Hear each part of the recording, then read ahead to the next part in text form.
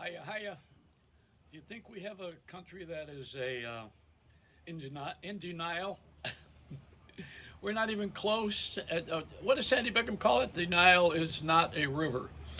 It's an amazing deal of crap that we're dealing with on a daily basis. Have you said anything dishonest lately? Have you have you done anything that is wrong have you lied about it? I do it every day. I get on the air here and say I'm wonderful. That's a lie. It's not. It's high self-esteem. No, I'm telling you, I'm experienced, and I like a lot of things that are going on, but some things I don't like. Experience. What is experience? Does it count at all? Does it mean anything at all? Experience is a comb that life gives you after you lose your hair. That's what it is. And this is the experience that I have. I'm an experienced guy, and I'm gonna die. And you know that? And after I die, they'll run this tape, and the guy will say, "Oh yeah, he said he was gonna die." Yeah. Well, no kidding. That would be a good prediction. You don't need Kreskin to predict that you're going to die. Everybody, everybody dies. Do you know that? But not all at once. That's the problem. I always say, two can live as cheap as one, but not as long when you're married. I'm adjusting my seat here because I am the hemorrhoid on the broadcasting community. I'm one of their gigantic old hemorrhoids, and preparation CNN, preparation Fox. There ain't no preparation H going to cure any of this stuff. The preparation is really a division. Now here's what's wrong. You want to know what's wrong? You want to hear about it? Do you really want to hear this? Okay, I'll tell you. What's wrong is the advertising agencies. Why? Because they cater to the people that they think that they're going to get money from. And the advertisers and make the stockholders happy. They don't care. Get rid of everybody, fire everybody, do whatever you want. A conglomerate, put everything together. But in the end, you better not take any money out of the stockholders. Now that's a good thing. Now let's examine this. See, during the depression that we had years ago, they closed the banks and nobody had any money. You couldn't get any money if you had it. You couldn't get to it. This time around with this pandemic, they not only did not close the banks, but they gave them more money, and they also took money out of the treasury to keep us going. Did not do that with Herbert Hoover and Roosevelt, and during those days. They said, you want money, go to work, otherwise you better be walking along the street and sing, brother, can you spare a dime? Because that's what people were doing, and they were committing suicide. But this time around, there's money in the field. It's all out there, but we can't get our hands on it easily if you're a middle person, it seems. The people with a lot of money are stockholders as a rule because they've learned how to invest, and people who are college graduates have learned that in the last generation.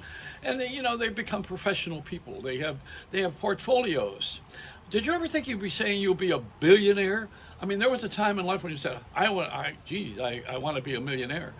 A millionaire, I mean, even the TV show, How to Be a Millionaire, it sounds trite now. It sounds like nothing. Oh, yeah? Well, let me go on the lottery. I'll win 100 million. It's choking again. I can't even say it. I mean, billionaire. It's a lot of money. And now they're talking about trillionaires. And then they're talking about how you keep the money that you get and how you don't have to pay anybody with it once you get it because you don't have a union and you don't have the taxes are better for you than they are for the regular person, and it goes on and on and on. International financing. I'll tell you where they lost me. They lost me when I got divorced because I realized what that was. I told you divorce is Latin for pulling your genitals through your wallet. That's what. That's what it is. And we have no sense of decorum anymore. It's all inappropriate. And they're sitting here arguing about the governor of New York who was sexually accused and his brother who's on CNN having him on the air with him. Well, wouldn't you have, if your brother's the governor of New York, wouldn't you have him on your show? You think I wouldn't do that? I put my sister on the show. I put my dead mother on the show if I thought I was going to get ratings. And I mean, she's even probably got a website somewhere in heaven or, the other place. I don't know. I mean, I love my mother, but we all make mistakes. And, the clearinghouse for all of this stuff actually is the planet Earth. because this has got to be the place where you work it out. I can't imagine this being other than a workshop. This to me is, I don't know your religious belief, and I don't really have to hear it, and you don't have to hear mine, but I'll tell you this much. I'm going to close my Christian bookstore in Palestine. It wasn't doing well anyway. I'm moving it to Israel. Oh, maybe not a Christian bookstore in either one of those places. Maybe I ought to go where the Christians are. Let's see, where are the Christians now? Oh, I know where they are. They're on Fox. No, it's a joke. Just a joke. Oh, man, I'm telling you, this is so, look at how we are politically. And, talk about blacks and whites and greens and Asians and yellow people. I mean, what are we talking about here? A box of crayons? The thing that we have here is segregation. That women wanting to be where men are, blacks being prominently placed in strategic places in society without having earned it, without having educated to it, but because of people who are afraid of racism. Now, don't misunderstand what I said, because I think that anybody who's qualified should do something that they want to do or they're trained for. And I think everybody who's qualified, or anybody who's qualified or not qualified, should have a chance at it. And I think that we should fail at it if we're supposed to. And that's how you learn.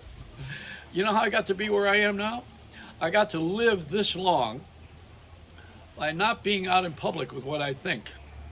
You notice some of it now, right? Some of my thoughts. I mean, these are my real thoughts.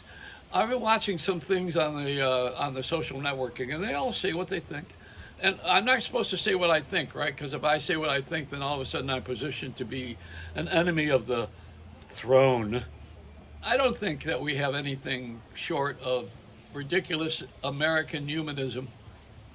We're all doing it. We've all been in prison for about a year and a half with this virus, or whatever you call it. We give it a fancy name, COVID-19, like it sounds like something glamorous that you all ought to all go out and get.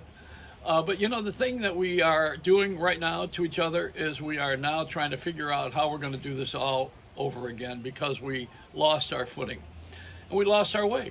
The morality is different. The ages, of course, it's different. Younger people always want to invent and do things their way. Of course they do. And you need both. You need the energy of the young people, and you need the experience of the old. Experience again. What is that? What did I say it is? I wrote it down somewhere. What is it? I said it's a calm life gives you after you lose your hair. Did I say that? Did I really write it down? The perceptions are reality. And what you think of is only what I want you to think of in television and radio and subscription films and series. I was watching one the other night. I watch one every day. I watch something every day.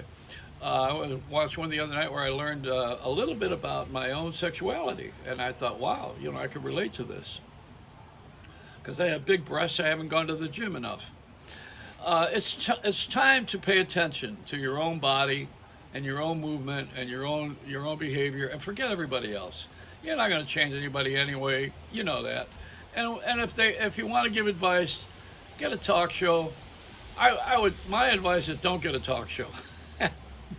I have one, and all they want you to do is argue so that you get people interested in what you're saying. My first phone call on WOR years ago, when I was on an all-night show, 15 years, don't forget, I had a network show. And I'm on the air in the middle of the night, and they want to talk about the Yankees losing. I said, I'm not taking phone calls anymore. What the hell do I care? The Yankees lost. Well, first of all, it was November. Why do we care about the season's over? You're going to talk about why the Yankees lost the pennant this year? Not interesting at all. And then current events, what do you want to do? You want to pick on someone else's sores? You want to bring up old things? How about Madoff dying now? That's closed. You don't have to worry about him. That's a moot discussion. Now we want to talk to his family members as to whether they really did know that he did all these things. And then we're talking to the Prince of England. I don't know why we're talking to him at all, except Oprah couldn't even get invited to the wedding easily. But now she's got a black woman who's semi-black, I think half black, the princess. And there's a cause in there. See, there's a color cause, And you got to get rid of that color coding. That's called segregation. Do you know that? Oprah, that's segregation. Dr. King did not want us to do that. I didn't march for that, for you to be able to do this. Get out of here. It's a Reynolds wrap.